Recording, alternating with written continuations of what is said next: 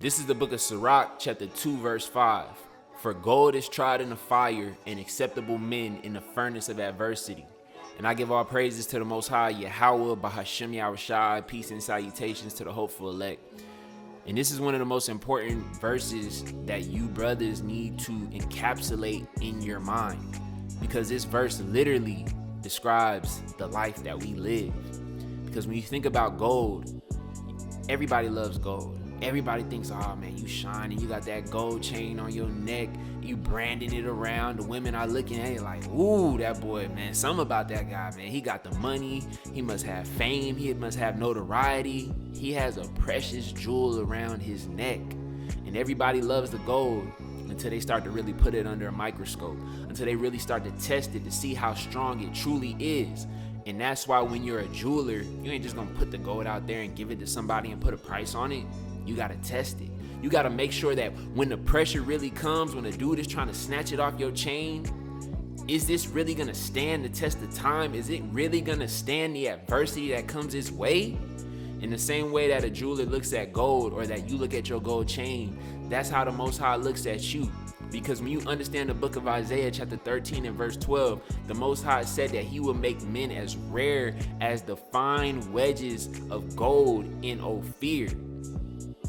And he sees his men as gold and his women as rubies. And that's why the Most High has to truly test their character, especially that of the men, because he puts a lot on your plate. He expects a lot from you. If you call yourself a son of the Most High is going to try you by your words. Because like it says in Jeremiah chapter 17 and verse 10, it says, the Most High is not to be mocked, for whatsoever a man shall soweth, that shall he also reap. So just like the gold that you claim to be, the Most High is going to really try and test your character, test your resolve, test your faith. It's very easy for somebody to go on YouTube and go on TikTok and go on Instagram and proclaim themselves to be this amazing dude, to proclaim themselves to be a Jew on the outside, to be a man of the Most High on the outside. But what is your life like on the inside? What is your life like? What is your character like when you're going through tough times? When the job ain't going great, when you're doing a sales job and you've been in a slump and you have all this pressure and outside noise telling you, are you really gonna make it? Are you really gonna be the person that you proclaim to be? When you go into your job and you realize that they're about to have cuts and you may potentially be on the chopping block and things aren't going the way that you want to. If you're in a relationship and a woman that you know and love is starting to act distant, she's not starting to show you the same amount of love, are you gonna fold up? Are you gonna go into a fetal position? Are you gonna start to doubt the man that you were? The man that's been created for 25, 19, 36, 45, 52, 73 years? Or are you gonna look and see all the times that you went through hard times, when you went through hell and back, when you went through temptation, when you went through failure, when you went through rejection? And are you going to start to embrace what's in front of you? Are you going to start to embrace the lot that the Most High gave you? Because you're no different. Every single man in the scripture was tested. Every single woman in the scripture was tested. The great men that you find in the book of Sirach who have honor, you think their life was all sunshine and rainbows every single day, and every single day was great? You think they just got up in the morning, didn't have to deal with no pain, didn't have to worry about death, had full submission, and life was just easy? Yeah, you probably did. Maybe in the book of Genesis, the first 3 chapters. But from that point on, we were in a world, we were born into a world full of struggle, full of strife. And yes, we might have great moments. We might have great months, great years, great seasons. Just like what Joseph broke down in the Pharaoh's dream, 7 years of great abundance. But then what happened? 7 years of famine. Because for you to understand the complete will of the Most High, he has a time where things will be great, times will be hard, and it's all a part of his divine will. That's the Most High's will, and that's what they don't teach you in the church.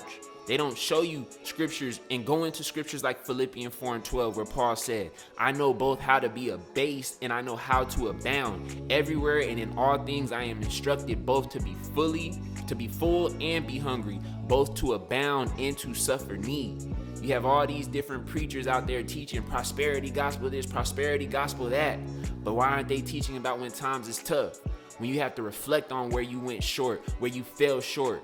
where you moved into your flesh and you allowed Satan to come and control you, and you did something that you were ashamed, and you had to live with that shame. You had to take accountability for what you did and beg and plead that the Most High would forgive you, like what happened with David in the book of Psalms chapter 51. Another scripture that comes to mind is 1 Peter chapter 1 verse 7, where Peter says that the trial of your faith, being much more precious than of gold that perisheth, though it be tried with fire, might be found unto praise and honor and glory at the appearing of Yahawashi. So if you truly proclaim that you love Yahawashi, that you have all faith in Yahawashi, what do you have to go through? You have to go through trial, where you're being cornered by the lawyer of life, and he's really like, oh, nah, you ain't really that dude you say you are. You gonna fold up. I seen you fold up when you're 4 years old. I seen you fold up when you're 16 years old. I seen you fold up when you were 23 years old. And you don't want to admit it. You want to put on this front in front of people that you were this great dude.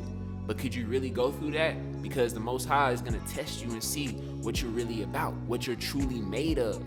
Because a man on the outside with his flesh may appear strong, but it really comes from your heart. It really comes within your mind. And oftentimes when you go through those dark places, when you go through the valley of shadow of death, you're not literally in a valley, but you may be in a valley in your spiritual estate. And you have to learn how to rely on the Most High and have faith, nothing wavering, that he will move you from this valley and place you on that mountaintop. So he can really bestow and bless you like what he promised to do from our forefathers, from Abraham, from Isaac, from Jacob, the 12 sons of Jacob, down to David in his house, all the way to Yahawashi and the true followers and believers of him.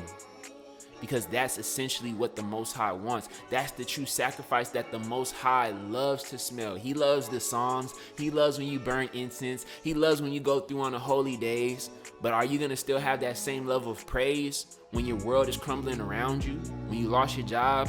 When somebody in your family, Yahawah forbid, is sick? When you lose a loved one that you weren't expecting? How do you call on him in those moments? Are you one of these people who start to blame and point the finger and ask the Most High, why would you do this? And look, it's understandable, it's natural. But understand that this is all a part of the Most High's will. Because you want to know in a time when people's faith is truly going to be out there and the Most High is going to truly know when you have faith? During the Great Tribulation. No, not this pre-rapture BS that the Christian church tries to teach you that, oh, as long as you believe in Jesus, he's going to prevent you from going through times. What does the scripture say? What does it say in Revelation 2:10? That some of you will be tried unto death, but you can't waver, right?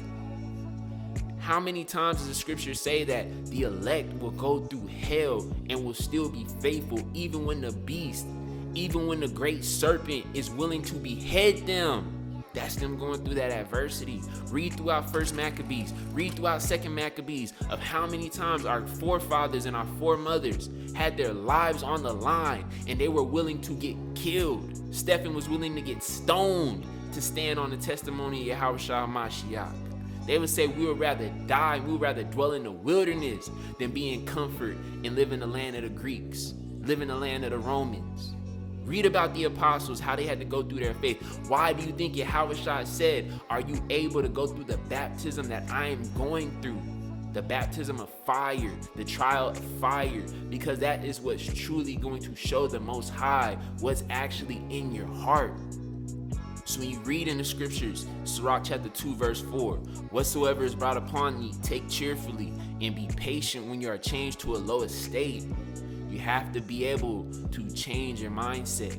When times get tough, don't cry. I mean, it's understandable if you cry, if you're sorrowful about what's going on. But learn to take it cheerfully. And how could you possibly take it cheerfully? When you understand and you look at it from everything that's happening in my life is for the greater good. Because if you're predestined to be of the elect, every single step, every single breath, every single job, every single relationship, friendship, whatever it may be, was meant for you to make it through the narrow path, through the straight and narrow path, the path that most people can't go to. Why do you think the scripture says, wide and broad is the gate that leadeth to destruction, but very narrow and straight is the path that leadeth unto life? Because when you really look at the flow of a river, it's very calm, it's very wide. But when those rivers go through those tight points, that water starts to become extremely powerful and it gets put under pressure. But it's gonna go through that wall, it's gonna break through that dam. And whenever you guys go through those moments of high pressure, you're either going to grow and show the Most High that you were ready for it and that you've learned from the different life experiences that you've had and you've become a better man. You're gonna fall flat on your ass and you're gonna be embarrassed and shameful and realize that you're not this perfect, great, grandioso man who can't go through hard times. And you're either gonna be refined by it and built up stronger, or you're gonna allow it to defeat you. And this is one scripture that speaks on that. Proverbs chapter 25, verse 4. It says, take away the dross from the silver, and there shall come forth a vessel for the finer. Where the Most High is the potter, and the nation of Yasharallah is his vessel. So if we're bands of silver, in order for us to stay strong under adversity, we got to pick out the dross. And that's the weak guys who lose faith in the Most High, who lose faith in Yahawashi whenever times get tough, whenever they got to give up everything.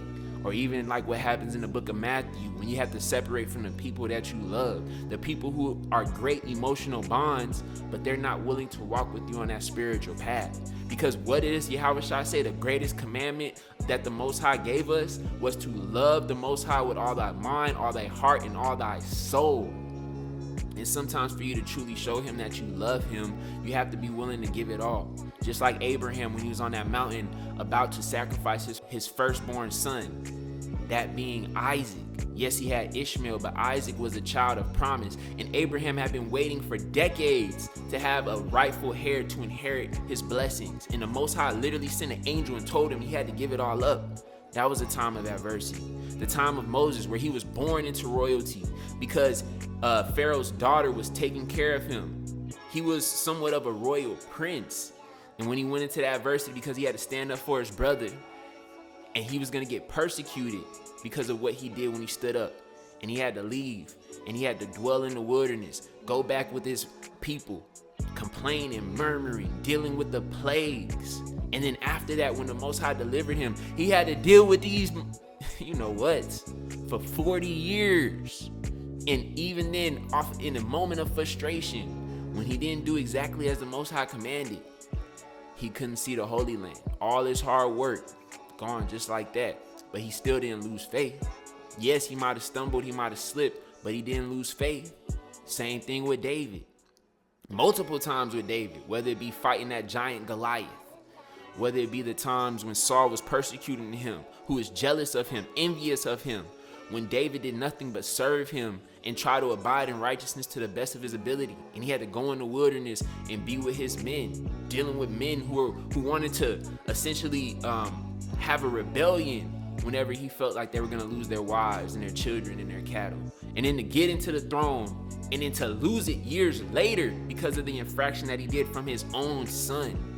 But it didn't make David weaker. Though he was weak in the flesh in those moments, he was strong in the spirit, and it allowed for the Most High to refine him. Or even the greatest level of adversity, that being Yahawashi HaMashiach, coming down from a form of spiritual divinity and coming into the form of flesh, and having to deal with the temptations of the flesh, having to, be in the wilderness for 40 days and 40 nights and be tempted by the things of the world, whether it be the carnality, whether it be him fighting demons, whether it be him not eating or drinking for 40 days and 40 nights, so that way he could consecrate himself for his ministry, and then ultimately go through that final sacrifice where the same people that he had an extreme amount of love, he had to give his life on, and they spat on him, they gave him to his enemies, and he knew that this was the will of the Father, and he prayed that the Most High take it away, unless it be the Most High Father Yahweh's will. And that's the point of this video. The same way that Yahawashi went through hell in order to receive that glory that from the Father, he understood that it was the Most High's will. So when you brothers go through whatever it may be that you're going through in your life, sickness, a lack of need, you don't have a place to stay, you might be homeless, you might lose your job, your woman might leave you, or you might do something and you lose the love of other people. Understand that if you be of the will of the Most High, and if you listen to me on this video and you have faith, Of course you believe that, Lord willing, you be of his elect. With all the great times, a lot of the bad times, that's the Most High's will, because it's going to make you stronger. And understanding the words of Yahawashi, right? In the book of Revelation chapter 3 and 5, he says, he that overcometh, the same shall be clothed in white raiment. Revelation chapter 3 verse 12, he says, he that overcometh will I make a pillar in the temple of my power. Revelation 3 and 21, to him that overcometh will I grant to sit with me in my throne. Revelation 2 and 26, and he that overcometh and keepeth my works unto the end, to him will I give power over the nations.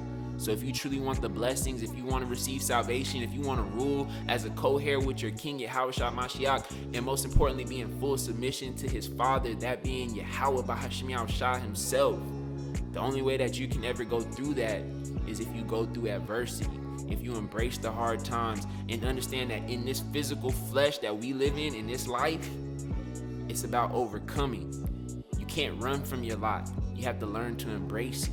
You have to embrace the furnace of adversity and know that that is the Most High's will in order for you to enter into the kingdom, and that you're not being destroyed, but you're being refined. So all praises to Yahawah Bahasham Yahawashi. Until next time, Mr. Brother Ash Iba signing out.